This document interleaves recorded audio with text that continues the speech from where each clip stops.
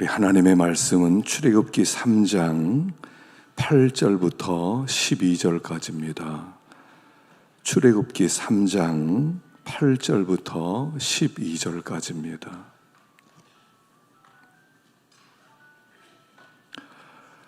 우리 한 목소리로 함께 봉독하겠습니다. 출애굽기 3장 8절부터 12절까지를 함께 봉독하겠습니다.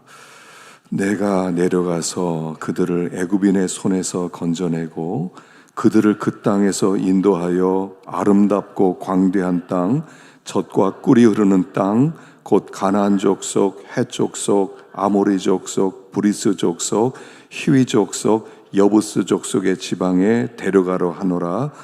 이제 가라. 이스라엘 자손의 부르짖음이 내게 달하고 애굽 사람이 그들을 괴롭히는 학대도 내가 보았노니 이제 내가 너를 바로에게 보내어 너에게 내 백성 이스라엘 자손을 애굽에서 인도하여 내게 하리라. 모세가 하나님께 아뢰되 내가 누구에게 바로에게 가며 이스라엘 자손을 애굽에서 인도하여 내리까? 하나님이 이르시되 내가 반드시 너와 함께 있으리라. 내가 그 백성을 애굽에서 인도하여 낸 후에 너희가 이 산에서 하나님을 섬기리니 이것이 내가 너를 보낸 증거니라. 아멘.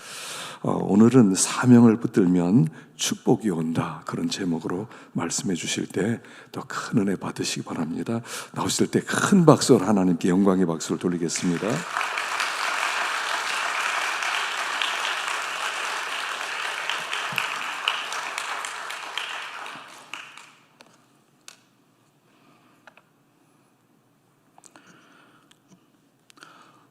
저녁 드시고 오셨어요? 퇴근이 늦으신 분들은 식사도 거르고 오셨는데 한 끼 굶고 하나님 만나는 게 밥 많이 먹고 저녁에 TV 보는 것보다 훨씬 나을 겁니다. 하나님이 오늘도 여러분을 사랑하십니다. 하나님께서 우리에게 근본 기회를 주신 것은 내 인생에 하나님께서 뭔가를 새롭게 계획한 것을 우리에게 발견하기 하기 위함인 줄 믿습니다. 인생에 살아가면서 하나님이 세워진 놀라운 계획을 이루기 위해서는 하나님은 우리에게 두 가지를 주십니다. 그 한 가지는 사명이고 또 하나는 은사입니다. 모든 사람은 다 사명자입니다. 아버지는 아버지의 사명, 엄마는 엄마의 사명, 또 이 땅의 군인은 군인의 사명, 또 근로자는 근로자의 사명, 가르치는 선생님은 선생의 사명. 이 땅에 존재하는 모든 사람들은 사명이 있기에 태어난 거지, 그냥 어느 날 남자 여자가 만나서 결혼해가지고 잤더니 애가 쑥 나왔어요.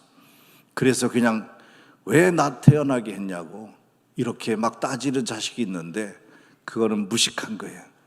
내가 이 땅에 태어난 데는 하나님이 계획이 있고 또 하나님이 계획을 타고난 여러분 모든 각자에게는 하나님이 나름대로의 사명을 주셨어요. 근데 사명을 주실 때 너 이거 하라라고 하는 게 사명인데 그 사명을 주는데 그냥 무조건 하라고 하지 않고 그 일을 잘 할 수 있는 은사를 줬어요. 그것을 달란트라고 합니다. 그 세상의 모든 사람들은 저와 여러분을 포함해서 다 사명자입니다. 그리고 그 사명을 감당하라고 하나님은 재능, 은사, 달란트를 준 것입니다. 이 사명을 붙들고 은사를 활용하여 나를 일꾼으로 혹은 직분자로 사명자로 세우신 하나님께 멋지고 귀하고 아름답게 쓰임받다가 주님 오시는 날 혹은 주님이 부르는 날 천국에 갈 수 있는 우리 모두가 다 될 수 있기를 바랍니다. 그날 하나님께서 여러분에게 등을 두들겨 주시고 착하고 충성된 종아 잘했다라고 칭찬하며 이제 주님의 나라에 즐거움에 참여하는 여러분들이 다 되시기를 바랍니다. 이 세상에 살아가면서 사람들은 다 누구나 이런 사명을 갖는데 오늘 본문의 가장 중요한 것은 모세의 얘기인데 사명자는요 자기의 정체성을 알아야 돼요. 내가 누구인지를 알아야 돼요. 그리고 내가 왜 살아야 되는지를 알아야 돼요. 내가 하는 일이 뭔지를 알아야 돼요. 그냥 태어났으니까 그냥 먹고 살기 위해서 직장을 선택하고 또 일거리를 선택해서 살아가는 무의미 건조한 삶이 아니라 나는 왜 태어났는지, 나는 지금 무엇을 하고 있는지, 왜 살아야 되는지를 분명히 알고 살아야 되는 거예요. 제가 우리 후배 목사들한테 가끔 강의를 할 때에 그런 얘기를 합니다. 여러분은 영적 지도자입니다. 리더에게는 세 가지가 있어야 됩니다. 첫째는 아이덴티티, 정체성이 있어야 됩니다. 자기의 정체성이 없는 사람은 절대 지도자가 돼서는 안 돼요. 정체성이 없는 사람이 지도자가 되면 그 그룹을 엉뚱한 대로 끌고 가게 돼 있기 때문에. 그리고 두 번째는 커뮤니케이션, 서로의 소통, 교제, 대화가 일어나는, 서로 대화가 되는 커뮤니케이션을 잘 구사하는 리더가 돼야 된다. 소통이 불통하면 안 돼요. 부부지간에도 소통이 이루어지지 않으면 가정이 평안할 수가 없어요. 부모와 자식 간의 소통이 이루어지지 않을 때에 가정은 절대 평안할 수 없어요. 교회도 목사와 성도들 간에 소통이 이루어져야 돼요. 구역장과 구역원들 간에 소통이 이루어져야 돼요. 찬양 리더와 찬양 대원들 간에 소통이 이루어져야 돼요. 커뮤니케이션이 있어야 된다. 마지막 세 번째는 리더십이 있어야 된다. 리더십은 하나님이 주는 지도력인데 하나님께서는 반드시 이 지도자로 세울 때는 리더십도 같이 주셔요. 근데 그것을 자기가 개발하고 발견할 줄 알아야 돼. 자기 노력과 열성이 있어야 된다는 거죠. 그래서 제가 여기서 얘기하는 것은 정체성입니다. 내가 누구인가라는, 사명자는 내가 누구인가를 알아야 되는데, 오늘 본문 출애굽기 3장 1절 앞에 이하에 보면, 제가 본문이 길어서 8절부터 보자고 했는데 1절 이하에 보면 하나님께서 호렙산 떨기나무 불꽃 가운데 나타나셔서 모세에게 하는 말씀이 있었습니다. 모세야, 내 백성이 애굽에서 고통을 당하고 있고 그것을 내가 보았고 그들의 부르짖음을 들었다.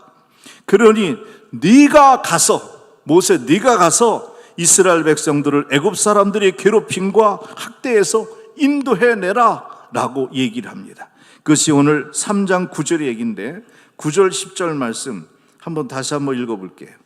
9절 10절 시작. 이제 가라, 이스라엘 자손의 부르짖음이 내게 달하고 애굽 사람을 괴롭히는 학대도 내가 보았으니 이제 내가 너를 바로에게 보내어 너에게 내 백성 이스라엘 자손을 애굽에서 인도하여 내게 하라. 이때 모세가 하나님이 갑자기 자기를 불러가지고, 야 모세야, 너 애굽에 가. 내 백성이 고통과 신음소리를 내가 들었는데 더 이상 불쌍해서 견딜 수가 없다. 그들의 학대 속에서 네가 가서 그들을 건져내라. 이렇게 모세한테 하나님이 명령을 한 거예요. 모세는 그때에 어떤 사람이냐면 애굽에서 살인죄를 저질러 가지고 자기 히브리 동족을 학대하는 애굽의 군인을 죽이잖아요. 그리고 모래에 파묻다가 들통이 나서 도망자가 돼요. 왕자의 신분에서 도망자가 돼서 오다가 그가 정착한 곳은 이드로라는 사람의 집에 대릴사이가 돼가지고 그 집에 딸과 결혼해가지고 장인의 양을 치는 목동이 돼요. 여러분, 이스라엘 사람들은 3대 천한 직업이 있어요. 이 직업을 굉장히 천해서 사람들이 그렇게 별로 곽강을 받지 못하는 아주 천대받았던 직업이 있는데 그게 바로 뭐냐면 창녀, 그리고 나라의 매국노매라고 지탄을 받는 세리, 그리고 또 한 사람이 목동이었어요. 그 목동 역할을 했던 모세가 어느 날 호렙산에 올라갔다가 떨기나무에 불이 붙었는데 하나님의 음성이 들리는 거예요. 모세야, 모세야, 너 애굽에 가서 신음하는 내 백성들을 네가 건져내라. 그때 그 모세가 하나님의 음성을 듣고 출애굽기 3장 11절에 이렇게 반응합니다. 모세가 하나님께 하리되 내가 누구이기에 바로에게 가며 이스라엘 자손을 애굽에서 인도하여 내리까. 이렇게 얘기합니다. 여기서 모세가 하나님께서 명령한 그 명령에 모세의 반응은 내가 누구이기에? 라고 이렇게 얘기합니다. 내가 누구이기에 바로에게 가서 이스라엘 백성들을 애굽에서 인도하여 대야 됩니까? 라고 물어요. 근데 여기서 내가 누구이기에 라는 히브리어만은 미아노키라는 말이에요. 미아노키라는 말은 내가 누구입니까? 라는 말이에요. 직역하면 내가 누구입니까? 이 말은요, 미디안 광야에서 양이나 치는 실패한 인생, 도망자의 삶, 살인자, 그리고 이제는 나이도 많아서 80이 됐어. 노고를 이끌고 무슨 군대도 없고 자기는 왕자의 신분으로 있을 때도 이스라엘 사람들을 해방시키지 못했는데 이제는 목동의 사람으로 나이도 많고 그 막대기 지팡이 하나 들고 다니면서 양꼬리나 쫓아다녔던 이 노인네 모세에게 너 가서 이스라엘 백성들을 애굽의 바로 왕하고 맞짱 떠서 다 건져내 라고 하나님이 말하니까 이 모세가 기가 막힌 거예요. 말이 안 되는 소리를 하나님이 하신다 해서 하나님 내가 누굽니까? 이렇게 물은 거예요. 이 말은 뭐냐면 아니 내가 지금 어떻게 그 일을 해요? 나는 군대도 없는데 그 당시에 이 애굽의 바로의 군대는 세계 최강 군대인데 아니 군대도 없고 나 혼자 막대기 하나 양이나 치는 이 노인네가 어떻게 가서 이스라엘 백성들을 그 많은 60만이나 넘는 남녀노소 하면 100만이 넘을 텐데 그 많은 사람들을 구출할 수 있습니까? 말도 안 해. 기가 막힌 거예요.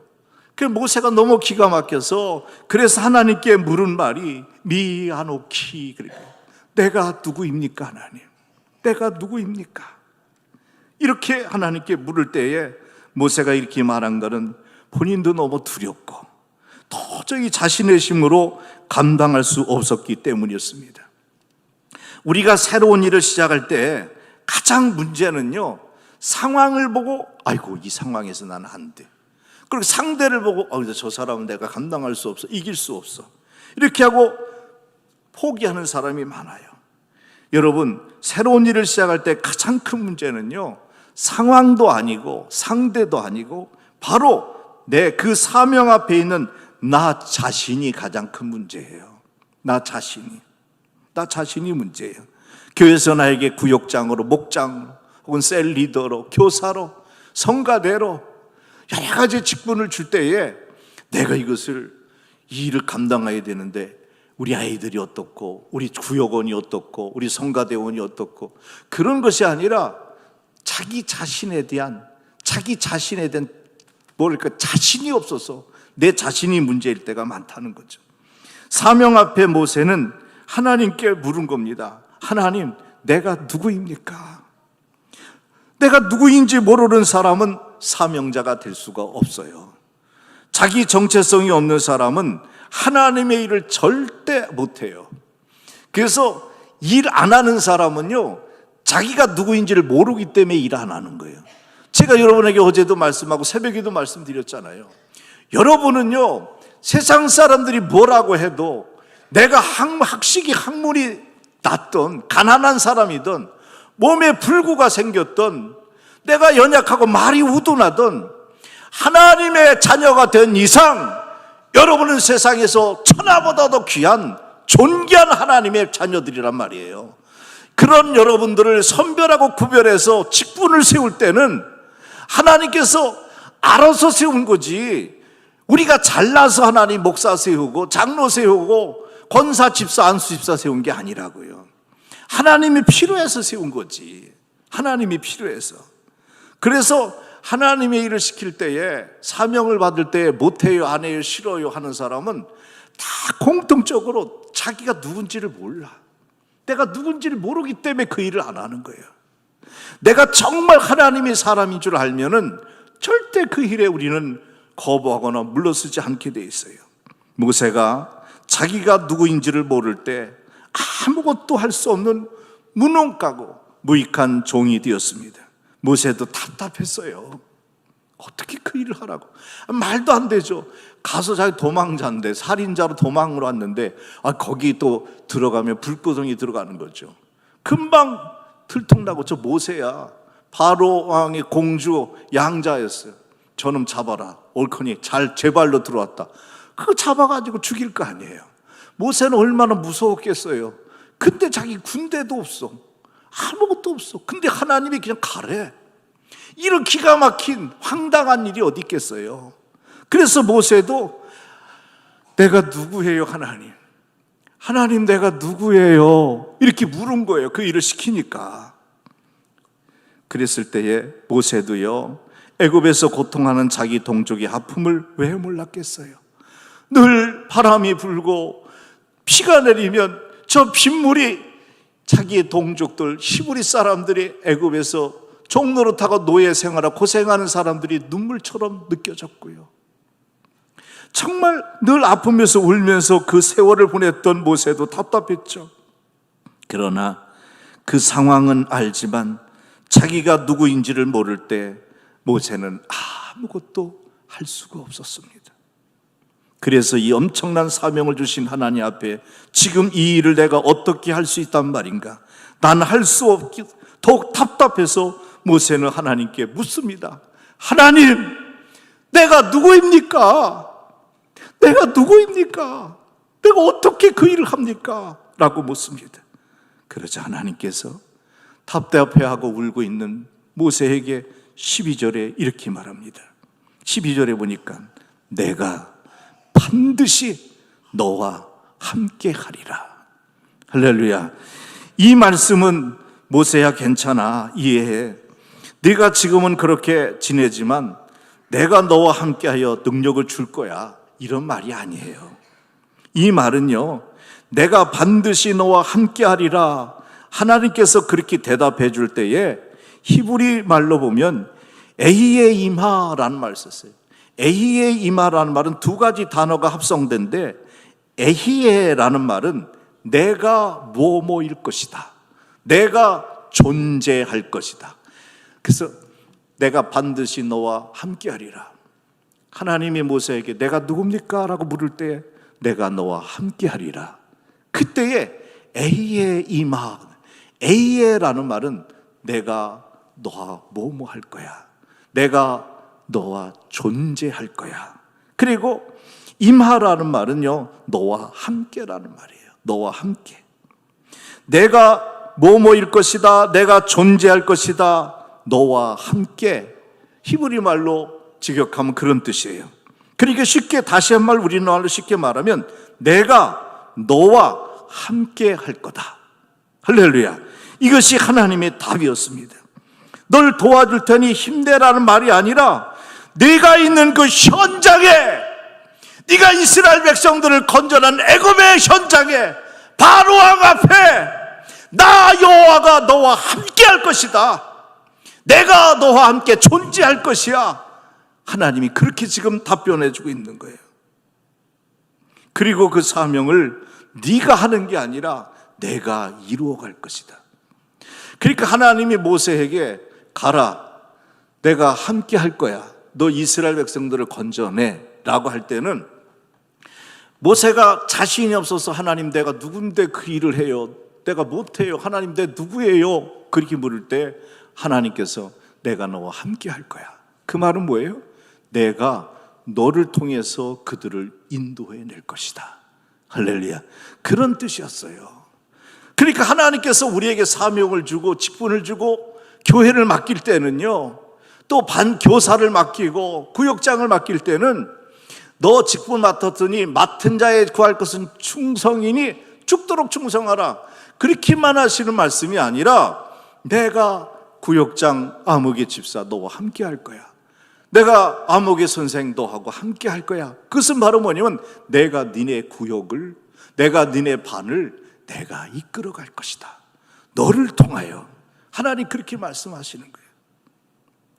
이제 모세는 깨달았습니다. 내가 누구인지를 몰랐던 자기의 정체성 앞에 하나님이 대답해 줬습니다. 나는 하나님이 함께하는 사람이다. 내가 왜 그 길을 가야 되는지, 내가 과연 그 일을 할 수 있는지 알 수 없었는데 하나님이 가르쳐줬어. 에히헤 이마, 내가 너와 존재할 거야, 내가 너를 통해서 그 일을 이루어낼 것이다. 하나님의 음성을 듣고 모세는 나는 하나님이 함께하는 사람이구나.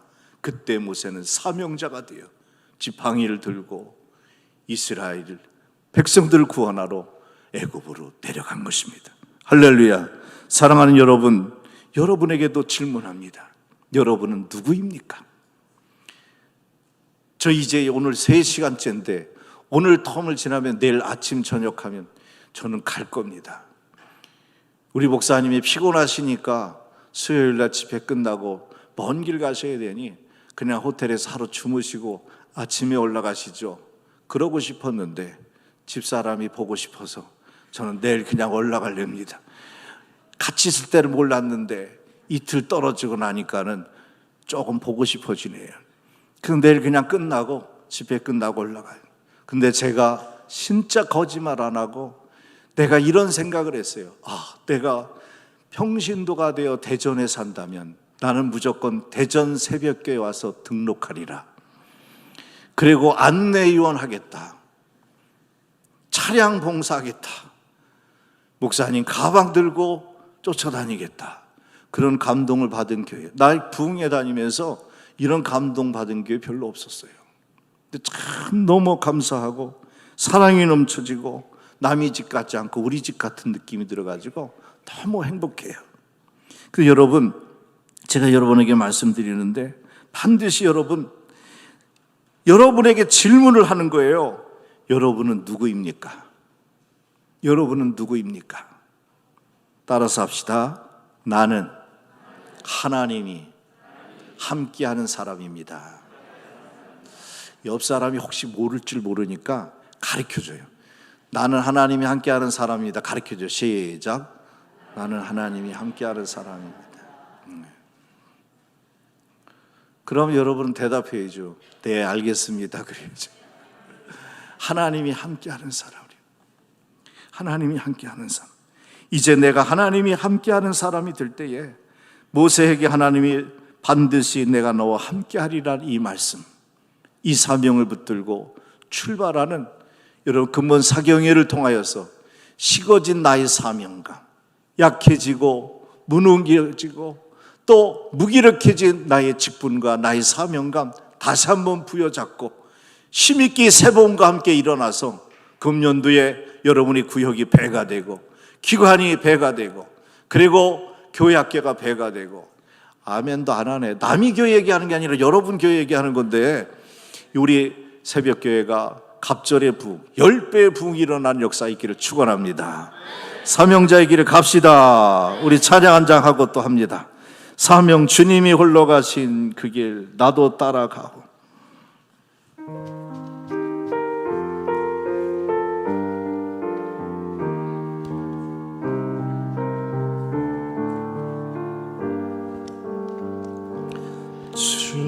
주님이 홀로 가신 그 길 나도 따라가고 모든 물과 피를 흘리신 그 길을 나도 가고 험한 산도 나는 괜찮소 바다 끝이라도 나는 괜찮소 죽어가는 저들을 위해 나를 버리길 바라고 아버지 나를 보내주고 나는 달려가겠어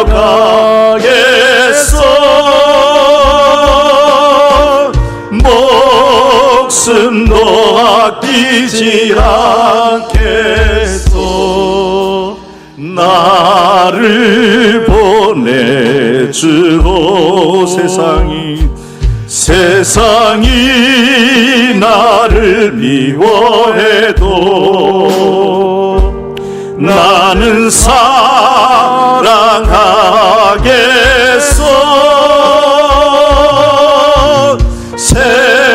세상을 구원할 십자가 나도 생명을 버리면서까지 나를 사랑한 당신, 이 작은 나를 받아주고 나도 사랑하오.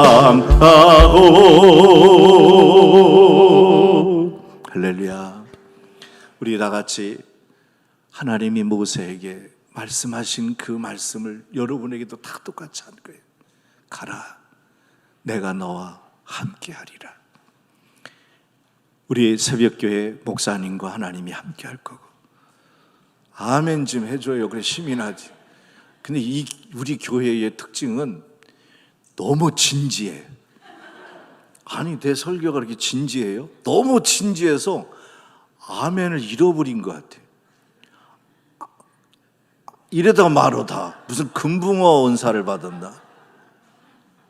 아멘을 하는 것은요, 옳소, 나도 그렇게 생각합니다, 동의합니다, 그런 뜻이에요. 하나님이 최준학 목사님과 함께 할 것입니다. 하나님이 우리 6분의 장로님과 함께 할 것입니다. 하나님이 안수 집사님, 권사님, 퇴직기원들과 함께 할 것입니다. 하나님이 성가대 찬양들과 함께 할 것입니다. 하나님이 교회 학교 선생님들과 함께 할 것입니다. 여기는 구역장이라 그래요? 뭐라 그래요? 목장. 우리 교회가 똑같은, 하나님이 목장장들과 함께 할 것입니다. 가라, 내가 반드시 너와 함께 하리라. 하나님이 이룬다는데 내가 걱정할 게 뭐 있어? 자꾸 내가 하려고 하니까는 교만해지고, 내가 하려고 하니까는 의기소침해진 거예요. 하나님이 하신대잖아요. 반드시 새벽에는 하나님이 함께 할 것입니다. 교회마다 가면 특징이 있어요. 특징이 있어요. 제가 여기 와서 집회를 하면서 느낀 게 있는데, 새벽교회는 크게 부흥될 교회예요. 아멘 안 하는 사람은 나쁜 사람이에요. 남이 교인 와 있나 여기? 새벽교회는 보니까요, 부흥되게 돼 있어요. 영적으로 느껴요. 저도 35년 목회를 했어요. 단독 목회만. 부교육자까지 하면은요 45년째 목회를 하고 있어서, 여러분 서당께 3년이면 풍어를 얻고 식당께 3년이면 남혈을 끊는다는데, 목회를 45년 동안 했는데 왜 감이 안 오겠어요? 새벽교회는 부흥하게 돼 있어요. 근데 한 가지만 아멘을 지금처럼 하면 더 빨리 부흥될 것 같아요. 우리 목사님이 그러시더라고요. 저에게는 아멘을 잘 안 해요, 그러더라고요. 그래서 제가 그랬어요. 그건 목사님 책임이 아니라 강사 책임이에요. 강사가 시원찮으면 아멘 죽어도 안 할 거고, 은혜가 되면 입을 벌리게 돼 있어요.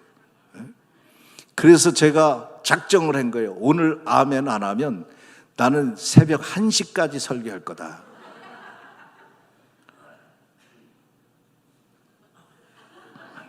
큰일 났네. 대충 적당히 보다가 도망가야 되겠다. 여러분, 그러는 몰래 나를 버리고 가시는 님은 심리도 못 가서 발병 난다.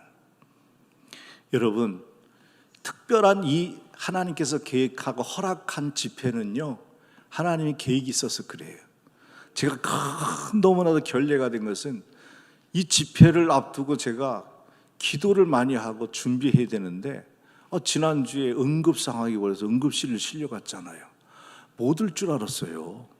주일날까지 어질어질해가지고 약을 먹어도 안 돼요.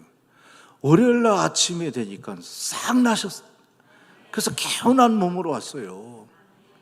그러니까 하나님께서 제가 그랬어요. 하나님 이번 집회에 새벽에 뭔가 특별한 일이 있나 보다. 해결될 문제가 있나 보다. 그것을 이루기 위해서 하나님께서 계획하셨고 열어주셨는데, 이 사탄 마귀가 강사의 발목을 잡으려고 그랬어요. 예수 이름으로 명하노니 이 어둠의 권세는 물러갈지어다. 저는요, 기도할 때 명령 기도를 잘해요. 근데 수치를, 제가 어제도 말씀드렸듯이, 오늘 새벽에 했나요? 오늘 새벽에 했나요? 우리 교회에 새벽 기도 나온 사람들 알았죠? 우리 교회에 미친 여자가 등록했어요. 처음에는 미친 여자가 아니었는데 알고 봤더니 속이고 들어온 거예요, 사탄이.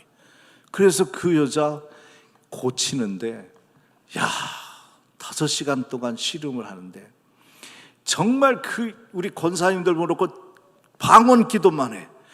우리나라 말로 기도하면 이 귀신한테 말려 들어갈 것 같아. 왜냐면 이 귀신이 여자인데 30대 중반 먹은 여자인데 말을 하는데 남자 목소리가 나. 그러면서 그 연락이 와가지고 제가 신방을 가는데 제가 문을 딱 들어서는데 내가 온 걸 귀신이 알고 안에서 난리가 치고 막 식구들이 다 모여서 막 붙잡고 그냥 뭐 사돈의 팔뚝까지 와서 그냥 다 붙잡고 난리 나고 그랬어요. 그런데 제가 문 열고 딱 들어가려고 그랬는데 안에서 니네 목사 내가 이긴다 그런 소리가 나네. 내가 들어가려다 못 들어가고 그래서 어이쿠 덜컹. 제가 그때 30대 목회자였거든요. 처음 경험하는 거예요. 그리고 잠깐 기도하면서 하나님 종에게 담대함을 주옵소서.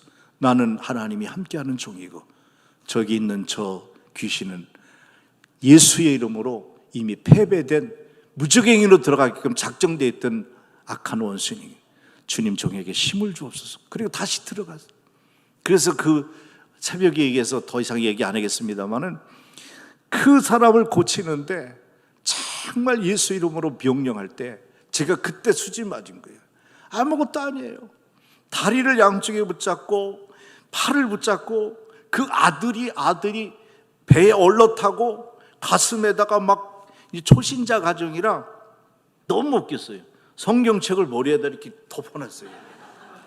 그리고 그 집에 초신자인데 십자가 나무 십자가인데 십자가를 가슴에다 물고 아들이 막 뭉겨서 엄마가 여기 그냥 피가 막 나와요. 상처가 나고 남편도 여기 핥혀서 피가 나고. 그 제가 들어갔더니 과간이 아니에요. 막 울고 난리 났어요. 그 제가 들어가서 다 비키라 그랬잖아요. 목사님 이거 우리가 누우면요 벌떡 일어나고 아무나 물어뜯고 핥히고 난리 난다는 거예요. 그 제가 하나님 도와주세요. 그리고 비키라고. 그래서 나중에 왜 성경책을 여기다 덮었냐고 했더니 이 사람들이 초신자니까 몰라가지고 성경에 무슨 부족 효염이 있는 줄 알고 강씨가 이렇게 뛸 때 영화는 봐가지고 부족 딱 붙이면 꼼짝 못하잖아요. 그래서 덮어놨대요. 그 십자가는 가슴에 왜 넣냐 했더니 드라큘라 고치려고 그랬다는 거예요. 그대로 그렇게 얘기해요. 제가 이거 지금 우리 실시간 방송하는데 우리 집사님 권사님들이 지금 제 설교 지금 보고 있어요. 듣고 있어요. 그게 다 알고 거짓말 아니야. 실제 그런 일이 있었어요. 그 다 몰라요. 그 손에다 대가 탁 대고서 예수 이름으로 명하노니 예수 이름으로 결박될지어다. 붙어서 일어나지를 못하는 거예요. 나는 살짝 됐는데. 거기서 제가 이런 기도의 맛을 느낀 거예요. 명령 기도. 예수 이름으로 명하노니 날지어다. 그럼 이 병이요 마귀가 준 병이면 명령하면 나요 진짜. 우리 교회에 이 가슴이 계속 뛴대. 여자가 심장이 펄떡펄떡 뛰어가지고 이 잠을 못 잔대요. 뭐가 털통통통 해가지고 그 병원에 갔어요. 한양대학 병원에서 MRI, 엑스레이를 찍고 뭐 CT를 찍었는데 변명이 안 나와요. 이상하게 자꾸 뛰어서 잠을 못 잔다는 거예요. 우리 교회에 제가 처음 목회할 때인데 우리 교회 와가지고선 철야기도 때 오신 거예요. 모르는 여자분이. 그래서 기도 받으러 왔다는 거예요. 근데 이게 사탄의 역사예요. 예뻐요. 머리도 길고 너무 예쁘게 늘씬하고. 그리고 그냥 이렇게 가슴도 또 파인 옷을 왜 입고 왔는지 몰라. 여름은 여름이에요. 그리고 와서 제가 가슴이 뛴다고 안수기도 하달래요. 그러면 이게 그래 한번 고쳐보자고 해서 제가 가슴을 만져서 기도하면은 무슨 일이 일어날까? 이건 성추행이 되잖아요. 큰일 날 뻔했잖아요. 사탄 마귀는요 귀신을 보내가지고 목사를 쓰러뜨려요. 교회 목사 하나 쓰러뜨리면 교회는 무너져요. 그래서 그때 하나님이 지혜를 준 거예요. 자매님의 가슴을 두 손으로 잡으세요. 그 잡으라고 저는 여기 손만 딱 댔어. 그때 명령한 거예요. 예수 이름으로 명하노니 여인의 가슴을 떨게 하는 악한 영은 병마는 나갈지어다. 한마디 딱 했는데 거기서 펄떡펄떡한 것이 탁 멈췄어요. 아니 심장이 멈춰서 죽었다는 게 아니라 펄떡펄떡 뛰는 병이 그 자리에서 딱 멈췄어요. 그 자리에서 멈췄어요. 지금 설교 우리 이은숙 권사님 듣고 계셨을, 그죠? 지금 서울에 계신데 지금 설교 듣고 있어요. 실시간. 야, 나 여기 새벽교회 와서 참 너무 멋있는 게 방송 시스템이 대단하네요. 아니 제가 새벽 설교한 걸 200명이 넘게 청취했더라고요. 또 아니 교회 와서 듣지 왜 집에서 이불 속에서 들었나 봐. 그런 일들이 막 일어나는 거예요. 너무 신기해요. 그 자리에서 그냥 난 거예요. 그리고 나서 그분이 구두 티켓 하나 선물로 감사하다고 보내왔더라고요. 제가 땡큐하고 구두, 에스콰이어 그거 딱 신었죠 뭐. 그런 일이 있었어요. 우리 교회는 나오지 말고 본교회 가라고. 야, 우리 권사님 이제 뭐 권사가 아니었죠 처음에는. 그분도 또 그래. 병에 피렁 싫어 말고 병이. 그래가지고 무당한테 갔대요. 무당. 근데 무당이 진짜 무당은 좀 칭찬해 줘야 될 것 같아. 그 진짜 무당인가 봐. 딱 무당이 점을 치는데 와서 점을 치는데 이렇게 아프다고 병이 변명도 없고 아프다고 병원에 가도 못 고친다 그랬더니 무당이 이러더니 너는 여기 오면 안 되고 교회 가야 날 병이야. 교회 가. 그래도 아니 무당년이 전도를 해내. 그래가지고서 그분이 교회를 나와가지고 권사님까지 됐잖아요. 야, 참 하나님은요 오묘하게 섭리하세요.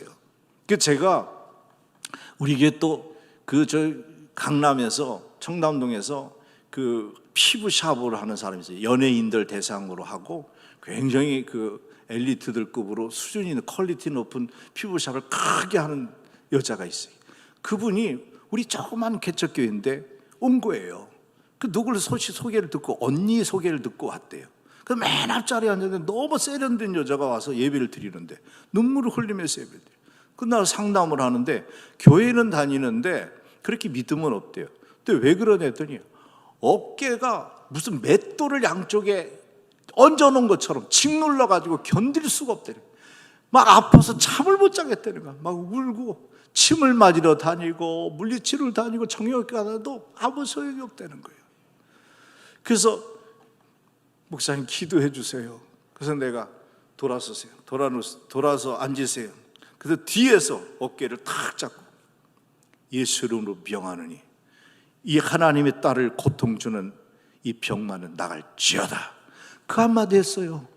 그랬더니 이분이 집에 가서 밤에 전화가 왔어요. 목사님 어깨가 날아가는 것처럼 가벼워졌어요. 몇 년 동안 견딜 수 없는 이 통증이 그냥 기도 한 번 받고 살아났어요. 그래가지고 우리 교회 성가대도 하고 열심히 다니고 그 시집 다른 데로 가가지고 우리 교회 떠났지만요. 그런 일이 있었어요. 제가 그때 경험한 게 뭐냐면 하나님께 기도를 할 때 간절하게 구하는 기도도 있지만 예수의 이름으로 명령을 할 때에 예수님이 당신의 이름으로 축사하고 명령할 때 하나님 그 말을 책임져 주시고 역사하시더라는 거예요. 할렐루야. 그래서 여러분 주의 이름으로 이제 새벽교회가 아무리 점잖은 교수님 목사님이 목회를 하는 집 교회라 실력이 굉장히 뛰어나. 설교가 너무 수준이 높아. 내가 봐도 내가 여기서 창피할 정도야. 그런데 한 가지 아멘이 약한 걸 보니까 이게 부흥이 더딘 거야. 이 정도 실력 있고 이 정도 분위기가 좋으면 부흥돼야 되거든. 지금부터 더 부흥돼야 되거든.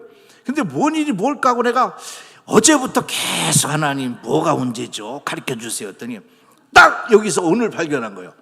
아멘이 부족해. 아멘을 크게 하는 교회가 부흥돼요. 여러분 부흥하는 교회 특징이 있어요. 앞자리부터 앉는다. 그리고 부흥교회 특징은 찬양이 뜨거워요. 찬양이 아주 뜨거워요. 그리고 부흥하는 교회 세 번째는 강단의 말씀에 아멘 아멘 그 차례예요. 그 조영기 목사님이 살아계실 때 선보원교회 설교 내가 교만한지 모르지만 조영기 목사님 설교 보면 내용이 별거 없어.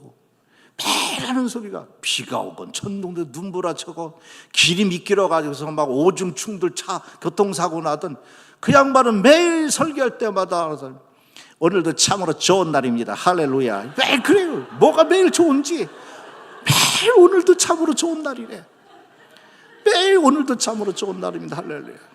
할 수 있거든요. 무슨 말이냐. 믿는 자의 능침을 얻기를 믿습니다. 막 그런 것만 해요. 매일 했던 얘기 또 하고 했더니. 근데 그 매일 들었던 얘기 하는데도 교인들이 아멘. 성목교회 예배 드린 거 봐요. 아멘. 그러니까 몇십만이 되는 거예요. 아니 이렇게 설교 수준이 있는 설교를 하는데 여러분들이 여기서 아멘만 하면 10배로 부흥되겠어요, 이 교회가. 네? 이제 아멘이 좀 살아나기 시작했네. 나는 이거 하나만 살려놓고 가면 성공한 거예요, 이번에. 뭐 어디 하다가 지금 이렇게 빠졌는지 모르겠네. 여러분, 이렇게 사명자의 삶, 나도 알아요. 사명자의 삶을 사는데 이러한 사명자에게 하나님께서 3가지를 프리미엄, 함께 더하여 주는 은혜가 있어요. 3가지 말씀드려요. 오늘 제가 목사님한테 오늘 9시 전에 설교 끝납니다. 그랬어요. 어제 9시 반까지 했으니 오늘 9시에 끝나면 내일은 10시까지 해도 많이 올 겁니다. 왜냐면 일찍 끝나네, 할수록 일찍 끝나네, 그리고 또 올 겁니다. 그랬는데 제가 오면서 근데 예배 조건이 있습니다. 뭐냐고 그래서 성령이 이상한 대로 역사하면 길어질 수도 있습니다. 지금 설계 원고도 없는 얘기 한 거예요. 왜 아멘 좀 하게 하려고. 아멘 좀 하게 하려고. 하여튼 성공. 이 3가지를 오늘 발견하시고 여러분 모두가 참된 사명자가 되기를 축복합니다. 그렇지, 이렇게 아멘 하는 거예요. 아멘. 우리 교회는요, 제가 설교할 때 아멘을 잘하면요 설교 진짜 15분에 끝내요. 근데 아멘을 안 하면 1시간 반에 해요, 전 설교를. 그리고 우리 교인들은 이제는 야곱 빠졌지. 은혜가 되든 안 되든 아멘 아멘 그러면 내가 일찍 끝나니까. 빨리 일찍 끝나야 국수 먹거든, 점심에 또. 하나님께서 사명을 주실 때에 반드시 비전도 함께 줍니다. 자, 우리에게 하나님이 사명을 주실 때에 3가지 프리미엄을 주는데 첫 번째는 사명을 주면서 뭐를 덤으로 주느냐? 비전을 함께 줍니다. 자, 출애굽기 3장 10절 말씀 보세요. 읽겠습니다. 이제 내가 너를 바로에게 보내며 너희에게 내 백성 이스라엘 자손을 애굽에서 인도하여 내게 하리라. 이건 뭐예요? 내가 너를 바로에게 보내고 너에게 내 백성 이스라엘 자손을 애굽에서 인도하여 내게 하리라. 너에게 일을 준 거예요, 모세에게. 이것은 사명을 준 거예요, 사명을. 근데 사명을 주기 전에 하나님은 모세에게 미리 준 게 있어. 그게 뭘까? 8절 보세요. 8절. 내가 내려가서 그들을 애굽인의 손에서 건져내고 그들을 그 땅에서 인도하여 아름답고 광대한 땅, 젖과 꿀이 흐르는 땅, 곧 가나안 족속, 헷 족속, 아모리 족속, 브리스 족속, 히이 족속, 여부스 족속의 지방에 데려가려 하노라. 이 말이 뭐냐면 바로 하나님께서 모세에게 너 이스라엘 사람들을 데리고 나와라. 그것은 사명이에요. 그리고 왜 데리고 나오냐면 이런 젖과 꿀이 흐르는 새로운 땅으로 그들을 인도하여 새로운 삶을 줄 거다. 이것은 뭐냐? 비전이에요. 사명을 주신 하나님은 사명만 주지 않고 비전을 줘요. 나에게 목장장으로서의 목원을 맡길 때 5명을 줄 때는 그냥 5명 잘 관리하고 있어. 그 중에 1명 이사가 갖고 또 빼먹어서 4명밖에 안 남았어. 그래서 그것 때문에 그런 것이 아니라 하나님이 나에게 맡길 때는 비전도 함께 준단 말이에요. 그 비전을 놓치고 사명만 붙들고 있으니까 사명이 짐이 되고 부담이 돼가지고 어째요? 아이고 어떻게 해요? 또 집사님 또 이사 간대요. 비전을 한 가지고 전도하면 되지. 하나님께서 우리에게 사명을 줄 때는 비전도 줘요. 하나님이 사람을 그냥 쓰지 않고요, 꿈을 반드시 주시고 쓰세요. 그 꿈은 하나님이 사람에게 주시는 하나님의 꿈이고 그 꿈이 바로 하나님의 소원이에요. 여러분, 하나님께서 목사건 성도건 집사든 교사든 직분을 줄 때는요, 하나님의 소원을 그 사람에게 놓아줘요. 여러분이 지금 주일을 하는 모든 일들은 하나님의 소원이에요. 하나님의 소원을 여러분들이 품고 일하는 거예요. 그 꿈을 받은 사람이 바로 사명의 사람이고 하나님의 사람이 됩니다. 하나님이 아브라함을 쓸 때 뭐라고 얘기했냐면요, 하나님이 아브라함을 쓰실 때에 믿음의 조상으로 쓰실 때 하신 말씀이 있어요. 아브라함아, 하늘의 별처럼 바다의 모래알처럼 너의 자손을 많게 해주겠다. 뭘 준 거예요? 꿈을 준 거예요. 하나님이 아브라함을 들어서 이스라엘의 민족의 믿음의 조상으로 사명을 줄 때에 꿈을 같이 준 거예요.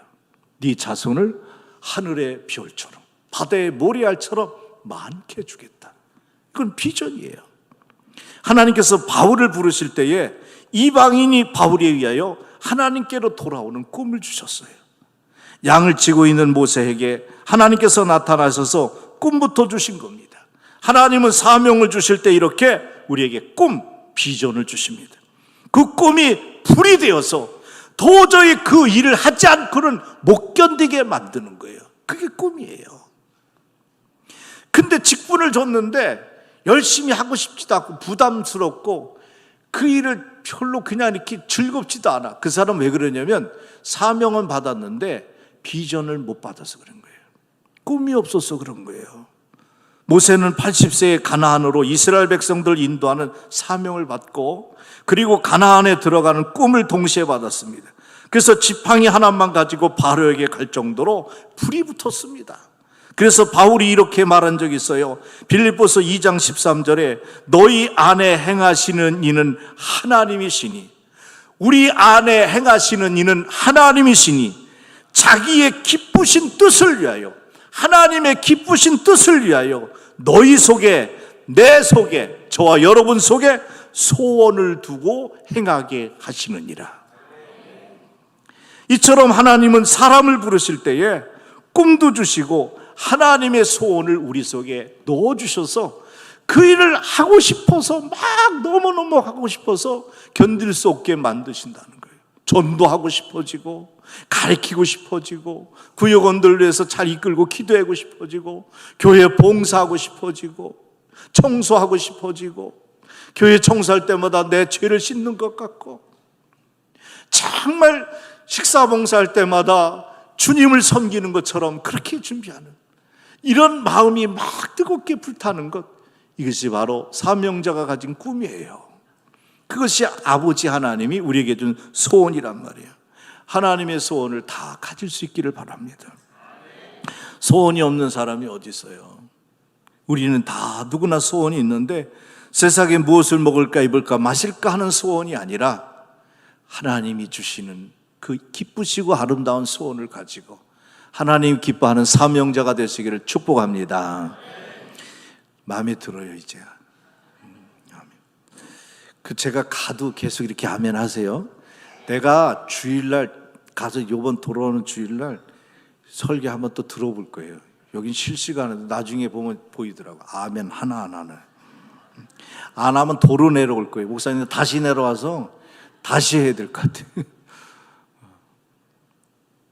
두 번째는 하나님께서 사명을 주실 때는, 두 번째는 처음에는 꿈을 주신다 그랬죠. 두 번째는 사람을 붙여주세요. 그것을 동역자라고 그래요. 동역자. 하나님께서 모세를 부를 때에 입이 둔하여 일을 할 수 없다고 핑계대니까 이때 하나님이 출애굽기 4장 14절에 가면 이렇게 말해요. 여호와께서 모세를 향하여 노하여 이르시되 레위 사람 내 형 아론이 있지 아니하냐? 그가 말 잘하는 것을 내가 하노라. 그가 너를 만나러 나오나니. 여기서 중요해요. 그가 너를 만나러 나오나니. 모세가요, 하나님 핑계를 치면 많이 됐어요. 하나님, 내가 그들에게 가면은 너 누구냐고, 너 누가 보냈냐고. 그러면 하나님이 보냈다 하라. 하나님이 누구냐고 물으면 뭐라고 합니까? 나는 스스로 있는 자다. 그렇게 얘기해라. 그랬어요. 그랬더니 근데 하나님, 내가 말이 우둔해서 말을 잘할 줄 몰라요. 이 말이 잘 안 돼요. 그랬더니 네 형 아론이 있지 않냐? 말 잘하는 아론이 있지 않냐? 아론을 붙여줄 거니까 아론을 데리고 가라. 그래서 출애굽기 4장 14절에 얘기한 거예요. 그가 말 잘하는 것을 내가 하노니, 하나님이 안다는 거예요. 그가 아론이 너를 만나러 나오나니. 여기서 이 말이 중요해요. 그가 너를 볼 때에, 아론이 너 모세를 볼 때에 그 마음에 기쁨이 있을 것이니라. 아론이 왜 모세를 만나러 왔을 때 기쁨이 있게 됐을까요? 하나님이 주는 사명, 하나님 주신 꿈에 동역자가 된 것에 대한 기쁨이 생겼다는 거예요.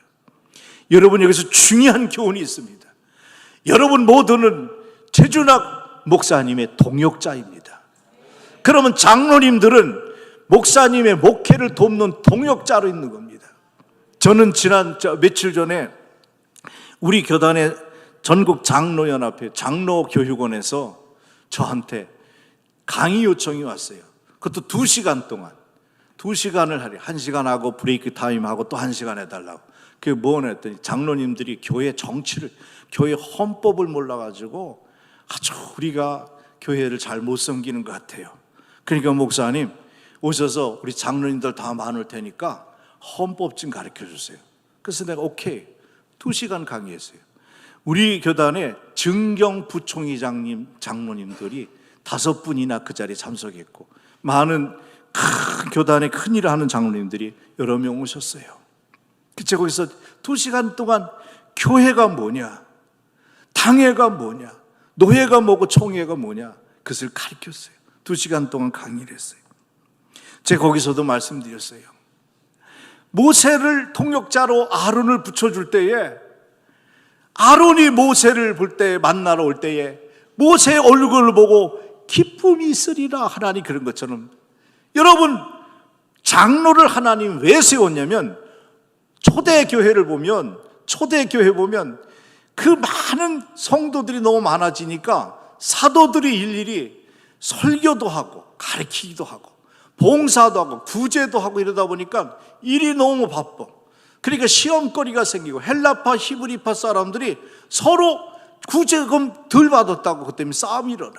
그러니까 사역자들이, 사도들이 이게 설교를 해도 은혜가 안 되고 목회에 어려움이 생긴 거예요. 그래서 사도들이 회의 끝에 결정한 게 뭐냐면, 우리가 7 집사를 택하여 이 일을 맡기고 사도인 우리는 설교, 말씀 전하는 것과 기도하는 일에 전무하리라. 그래서 생긴 게 처음으로 7 안수 집사가 생긴, 오늘날 보면 장로님이나 같은 분들이에요. 그분들이 왜 생겼을까? 사도의 사역, 설교, 말씀 전하는 일만 잘하게 하기 위해서, 목사님 다른 걸 신경 쓰지 마세요, 걱정하지 마세요, 저희들이 밑에 헛들한 일은 다 할게요. 목사님은 설교하는 일에 집중하시고 말씀 연구만 하시고 참 편안한 마음으로 기도하면서 우리를 양육해 주세요. 그렇게 해서 7 집사를 세운 거거든요. 그럼 오늘날의 장로님들이나 안수 집사님, 권사님들도 뭐 하는 거예요? 장로의 역할은요, 권사의 역할과 비슷한 게 돼요. 장로는 교회의 범죄자를 치리하는데 그 일을 같이 당회를 열어서 담임 목사와 그 일을 결정하는 거고요. 그리고 재정이 잘 돌아가나 지도하고 관장하는 거예요. 그리고 병든 자나 시험 든 자, 또 목사님의 설교의 말씀에 잘 들어서 행하나 신앙생활 잘하나 그것을 살펴보고 그렇게 살아라 저렇게 살아라고 권유해주고, 아픈 사람 신방에서 목사님께 보고하는 게 장로교 헌법에 나와 있는 거예요. 안수 집사들은 뭐냐? 재정을 보고 살림살이를 책임지는 거예요. 권사는 뭐냐? 여자 성도들을, 남자가 관리할 수 없는 여자 성도들을 연약한 자에게 신방하고, 시험 든 자 어머니처럼 토닥거리고 등 써주고 기도해주고 이끌어주는 거, 그게 권사의 역할이에요. 그런 목사님들이 이런 일에 시간을 안 뺏기고 마음에 지치지 않아서 열심히 말씀 전하여 강단에서 심차게 설교할 수 있잖아요. 그럼 여러분들은 교회 와서 목사님의 귀한 말씀을 듣고 영의 양식을 먹고 힘이 생겨가지고 더 신앙생활 잘하고 더 하나님의 봉사를 잘하는 사람이 될 수 있잖아요. 그렇게 하기 위해서 교회 조직이 생긴 거란 말이죠. 그래서 내가 말씀드립니다. 하나님이 말한 거예요. 여호와께서 모세를 향하여 말한 거예요. 내 형 아론이 있지 않냐? 그가 말 잘하는 것을 내가 아노라. 그가 너를 만나러 나올 거다. 근데 그 아론이 너 모세를 볼 때에 그의 마음이 기쁨이 있을 것이니라. 그러니까 당회원들은 목사님을 보면 막 기뻐야 돼요. 아멘 안 할 거예요? 권사님들은 목사님 보면 기뻐해야 돼요. 우리 모두 다 목사님이 동역자면 기뻐해야 돼. 그럼 왜 목사님이 뭔데? 왜 목사님한테만 그래야 돼? 왜 그러냐면 하나님이 세운 종이기 때문에, 하나님의 일을 하는 전담 사자이기 때문에. 우리는 그래서 목사님을 보면 마음이 기뻐해야 되는데, 나는 오늘 기분 더러워. 왜? 아침부터 목사를 봤어. 이런 사람은 저주받은 사람이잖아요. 이게 말이 돼요? 성경에 그렇게 안 나와 있는데 왜 기분이 나빠? 재수 연 붙었어요? 이게 말이에요, 소예요. 여러분, 부교육자들도 마찬가지예요. 구역장도 재직들도 중직자들이 담임 목사님 보면 일단 기분이 좋아야 돼요. 나 오늘 목사님을 보니까 운수 대통이다, 막 기분 좋아야 돼요. 하나님께서 사명을 주실 때 그 사명을 이루기 위해 같이 일할 동역자를 반드시 붙여주시는 분입니다. 일에는 반드시 동역자가 필요해요. 혼자 하지 않아요. 예수님께서 제자들을 잘 훈련, 트레이닝 시키고 3년이 지나고 나서 전도를 내보낼 때 둘씩 짝을 져서 보냈잖아요. 동역자가 필요해요. 하나님께서 모세를 처음으로 부르시며 사명을 줄 때도 아론과 훌이라는 두 동역자를 붙여주셨어요. 그래서 이 둘은 출애굽기 17장에 아멜렉 군대가 여호수아가 이끌고 군대가 싸울 때에 오합지졸이 군대지만 모세가 산에 올라가서 손을 들고 기도하면 여호와의 군대가 이기고 팔이 아파서 내려오면은 여호수아의 하나님의 군대가 또 치고, 그래서 이걸 어찌할지를 모르니까는 아론과 훌이 모세의 양팔을 받쳐 충겨들면서 같이 기도할 때에 이스라엘이 승리를 가져온 것이에요. 동역자의 역할은 이렇게 필요한 거예요. 아무리 지도자가 목사님이 뛰어나고 잘나고 실력이 있어도 좋은 장로, 좋은 권사, 좋은 안수집사, 좋은 재직들이 같이 동역해 주지 않으면 절대 혼자 목회를 끌어갈 수가 없는 거예요. 그래서 하나님은 교회에 이렇게 동역자를 주신 거란 말이죠. 출애굽기 32장에 나오는 금송아지 사건 이후에 훌이 죽어요. 훌이 죽으니까 31장 2절에 보니까 이런 말이 있어요. 모세가 내가 유다 지파 훌의 자손이요 우리의 아들인 부사레를 지명하여 부르고, 훌이 죽자 그 대신 그의 손자까지 발탁해서 하나님의 일에 계속 모세의 동역자로 쓰게 만들어 성막 도구를 만드는 일을 맡기게 돼요. 여러분의 자손들, 여러분 아버지 장로님들이, 자녀들이 이 교회 또 집사가 되고 또 장로가 돼서 동역자가 되시기를 바랍니다. 이보다 더 귀한 축복이 어디 있겠어요? 가문의 영광이죠.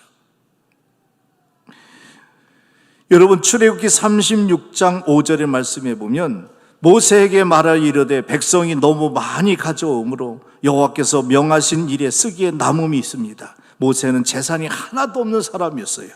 그래서 그만 가지고 오라고 할 정도로 많은 물질을 가진 사람들이 붙여주셨는데, 하나님은 사명을 주실 때 이렇게 사람도 함께 주시는 분입니다. 잠언 기자가 전도서도 썼는데 전도서 4장 11절 12절에 이런 말이 있어요. 또 두 사람이 함께 누우면 따뜻하거니와 한 사람이면 어찌 따뜻하랴. 한 사람이면 패하거니와 두 사람이면 맞설 수 있나니 세 겹줄은 쉽게 끊어지지 아니하리라. 사명을 붙든 자에게 프리미엄은 동역자를 붙여주셨다. 최준환 목사님에게 좋은 장로님들이 있기를 바랍니다. 최준환 목사님에게 좋은 재직들이 있기를 바랍니다.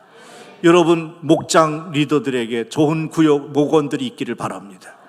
그래서 이 하나님의 동역자와 함께 여러분들이 그 사명을 잘 감당함으로 우리 새벽교회가 10배로 부흥되기를 나는 간절히 축복합니다. 마지막 세 번째, 여러분이 가장 좋아하는 멘트, 마지막으로 끝으로 야 집에 간다. 집에 가면 뭐예요? 내일 또 나와야 되는데. 하나님께서 사명을 주실 때는 능력도 함께 주십니다. 민수기 20장 28절에 보면은 모세가 아론의 옷을 벗겨, 이 말 중요해요. 모세가 아론의 옷을 벗겨 그의 아들 엘르아살에게 입힘에 아론이 그 산 꼭대기에서 죽으니라. 모세와 엘르아살이 산에서 내려오니, 이 말이 뭐예요? 모세가 아론의 옷을 벗겨서 그 아들 엘리아살에게 입혀요. 이것은 뭐예요? 사명을 거뒀다는 거예요. 그랬더니 아론이 그 산에서 죽은지라. 이 말은요, 여러분 주의 있게 들으세요. 사명을 버리면 죽어요. 이 땅의 모든 사람은 사명자예요. 박정희가 국민교육헌장을 만들 때, 우리 학교 다닐 때 그거 다 외웠잖아요. 뭐예요? 우리는 대한민국의 역사적 사명을 띠고 이 땅에 태어났다. 외우고 싶어서 외운 게 아니라 안 외우면은 선생님한테 맞으니까 그때는 때렸잖아요. 그래서 그걸 외운 거잖아요. 우리는 민족의 역사적 사명을 띠고 이 땅에 태어났다. 여러분, 그것이 성경적이든 아니든 그걸 비교하는 것이 아니라, 하나님은 이 땅에 태어난 모든 생물체는 사명을 줬어요. 짐승이건 그리고 식물이건 다 사명을 준 거예요. 꽃 한 송이에도 사명이 있는 거예요. 나름대로 그의 사명을 갖고 있는 거예요. 사명을 다하면 꽃도 시들어 떨어지는 거예요. 아론이 사명을 다하니 그 산에서 죽었더라. 여러분, 사명을 벗으면 죽는 거예요. 그래서 나는 이렇게 말합니다. 사명자는 죽지 않는다. 암에 걸렸어도 사명자는 절대 죽지 않는다. 사업을 망했어도 사명자는 절대 망하지 않는다. 하나님께서 사명자를 책임져 주세요. 출애굽기 3장 12절 말씀 한번 다시 읽어볼게요. 오늘 말씀인데 3장 12절 시작. 하나님이 이르시되 내가 반드시 너와 함께 있으리라. 네가 그 백성을 애굽에서 인도하여 낸 후에 너희가 이 산에서 하나님을 섬기리니 이것이 내가 너를 보낸 증거니라. 아멘. 정녕 너와 함께 있겠고 능력을 주시겠다고 확실히 약속하셨습니다. 하나님께서는 사명을 주실 때 사명을 감당할 수 있게 하기 위하여 능력도 함께 주셨습니다. 모세는 양이나 치던 목자였어요. 하나님께서 못하겠다는 모세에게 지팡이를 던져라. 던지니까 뱀이 됐어요. 다시 꼬리를 잡아라. 무섭죠. 뱀한테 물려가니까. 잡으니까 다시 지팡이가 됐어요. 네 손을 품에 넣어라. 빼라. 문둥병이 걸렸어요. 다시 넣었다 빼라. 온전해졌어요. 그리고 하나님께서 내가 너와 함께 할 테니 가라. 내가 너를 통해서 이루리라. 모세가 그 체험을 하고 나서 하나님이 주신 지팡이 붙들고 갔어. 마른 막대기 지팡이 하나 들고 간 거예요. 근데 모세의 그 지팡이가, 아무것도 아닌 그 지팡이가 14가지의 기적을 행해요. 결정적으로 이스라엘 백성들을 바로를 굴복시켜 무릎 꿇게 하고 그 60만이 넘는 이스라엘 히브리 사람들을 거기서 탈출시키는데 성공합니다. 저와 여러분이 마른 막대기만도 못할까요? 우리는 하나님의 만물의 영장으로 지음받은 하나님의 존귀한 자녀들입니다. 그러니 하나님 여러분에게 직분을 맡기고 주의 사명을 감당하기 위해서 역할을 맡기실 때는 하나님이 하시겠다는 거예요. 하나님께서 하려고 하는 자에게 할 수 있는 능력도 주셨습니다. 우리는 하나님의 일꾼입니다. 하나님의 일꾼은 하나님의 사명자들입니다. 하나님은 하나님의 일을 하려는 하나님의 사명자들에게 이미 그 일을 감당할 수 있는 능력도 함께 주셨습니다. 믿으면 아멘 하시길 바랍니다. 주님은 사명을 주신 자에게 사명 감당할 수 있는 능력을 프리미엄으로 덤으로 붙여주셨습니다. 하나님께서는 하나님의 사람을 선택하여 일을 시킬 때는 반드시 동행해 주시고 능력도 주십니다. 예수님께서 승천하시면서 마태복음 28장 20절에 하신 말씀, 내가 너에게 분부한 모든 것을 가르쳐 지키게 하라. 볼지어다 내가 세상 끝날 때까지 너희와 항상 함께 있으리라. 거기서도 예수님이 말씀하셨잖아요. 내가 너희와 항상 함께 있으리라. 모세에게도 말씀하신 하나님, 내가 너와 함께 하리라. 아멘을 갑자기 잘해서 그만하려고 해요. 이렇게 마음에 들 수가 없어요. 끝. 결단의 시간. 나에게 주신 사명이 뭐라고 생각합니까, 여러분? 그리고 그 사명 때문에 받은 나의 프리미엄이 있음을 기억하시고 함께 협력하여 사명을 잘 감당하는 저와 여러분이 다 되시고 사명자가 받은 그 축복을 누리면서 멋지고 신바람 내게 주의 일 감당하는 새벽교회 성도님들 다 되시기를 축원합니다. 자, 우리 찬양 부르고 주신 사명 프리미엄을 하나님 씌워 주시옵소서. 오늘 주신 말씀 생각하면서 우리 찬양하는데, 하나님 나에게 사명 줄 때 꿈을 비전을 주셨사니 그 비전을 찾게 하여 주시고, 나에게 사명 줄 때 동역자를 주신다 했는데 나의 동역자를 하나님 붙여주시고, 그리고 사명 줄 때 능력을 주신다 했는데 그 능력을 나에게 부어 주시옵소서. 우리 정말 주님의 순결한 신부가 되어서 내 생명 주님께 드리겠습니다. 내 마음의 주를 향한 사랑이 찬양하겠습니다.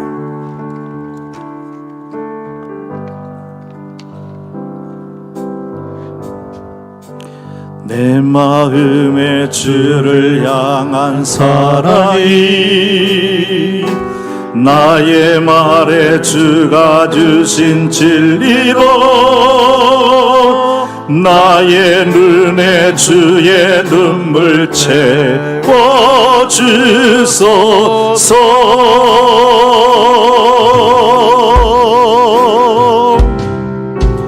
내 입술의 찬양의 향기가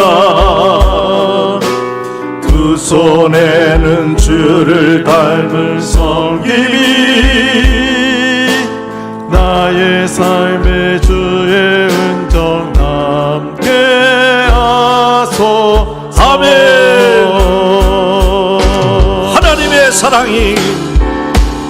하나님의 사랑이 영원히 함께하리. 십자가의 길을 걷는 자에게 순교자의 삶을 사는 이에게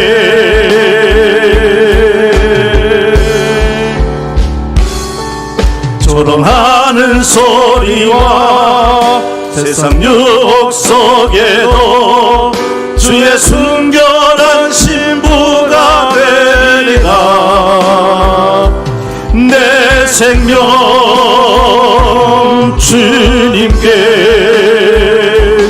드리리. 다시 한번 고백합니다. 내 마음의 주를 향한 사랑이, 내 마음의 주를 향한 사랑이 나의 말에 주가 주신 진리로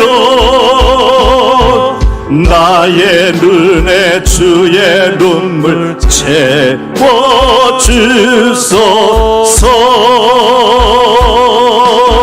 내 입술의 찬양의 향기가 내 입술의 찬양의 향기가 두 손에는 주를 닮은 성김이 나의 삶의 주의 근저 남게 하소서.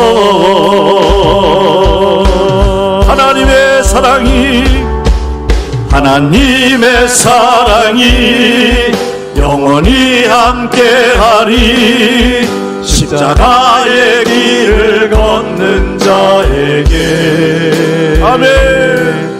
순교자의 삶을 사는 이에게 조롱하는 소리와 세상 유혹 속에도 주의 순결한 신부가 되리라. 내 생명 주님께 드리리. 하나님의 사랑이 영원히 함께하리. 십자가의 길을 걷는 자에게 십자가의 삶을 사는 이에게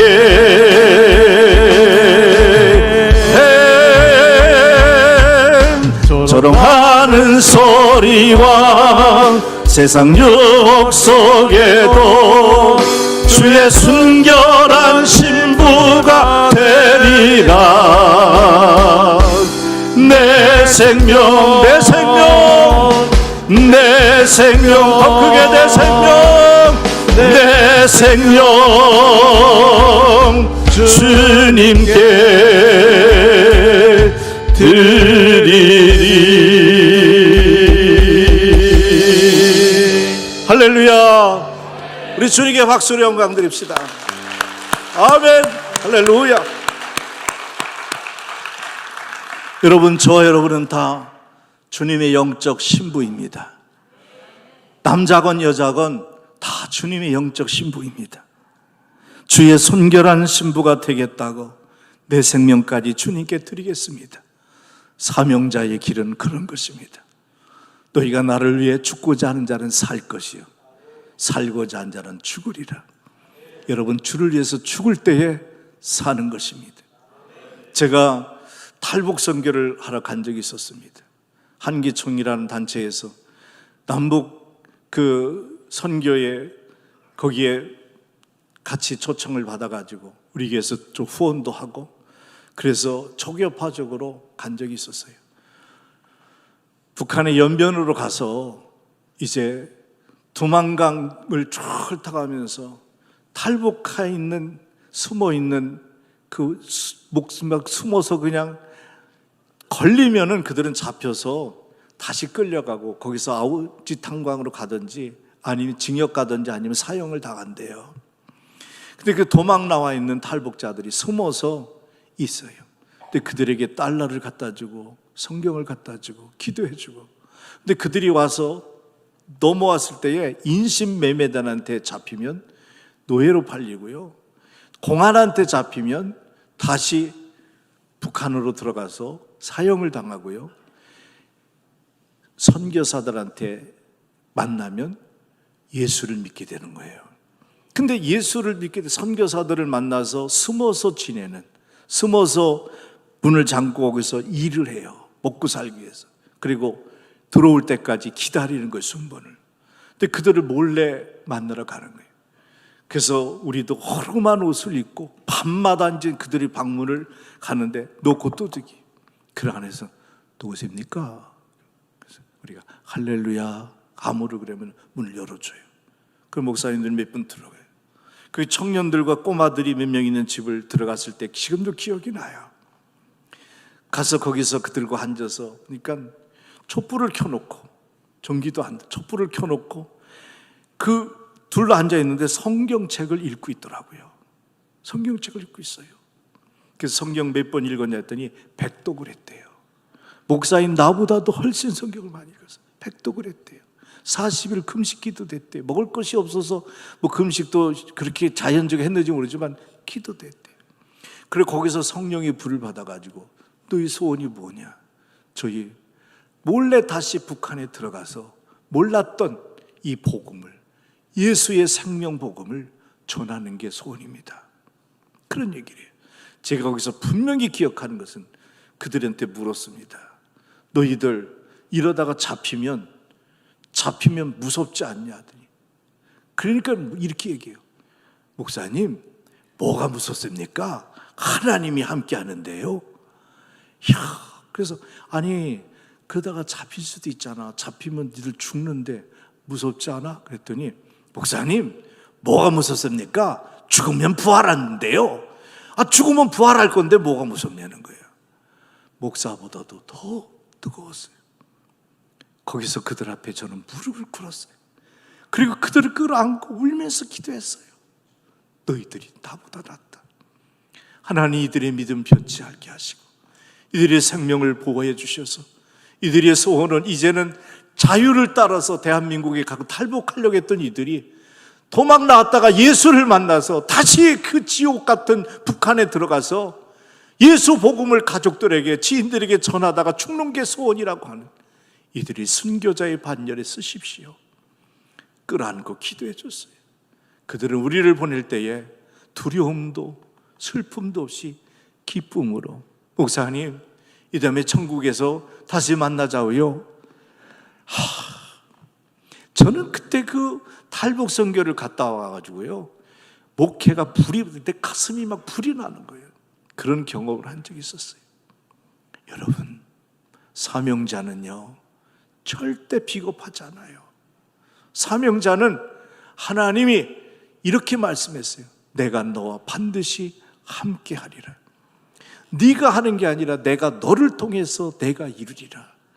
하나님이 새벽교회를 일으켜 부흥시킬 것입니다. 하나님이 여러분을 통하여서 역사하실 것입니다. 우리 다 같이 하나님께 부르짖어 기도할 때에 주여 하고 통성으로 기도하는데, 나를 사명자로 부르신 하나님 감사합니다. 꿈도 주신 하나님 감사합니다. 그리고 두 번째는 하나님 나에게 동역자를 더 많이 붙여주셔서 함께 동역하는 구역, 기관, 우리 교회 되게 해주십시오. 그리고 하나님, 정말 필요한 게 있는데 나에게 이 밤에 능력을 주십시오. 능력을 주셔서 이 사명을 잘 감당하여 주님 오시는 날 칭찬받는 하나님의 종들이 되게 하여 주옵소서. 우리 찬양하시고 우리 주여 부르면서 통성으로 한번 기도합니다. 다 같이 주님 부르며 기도합시다.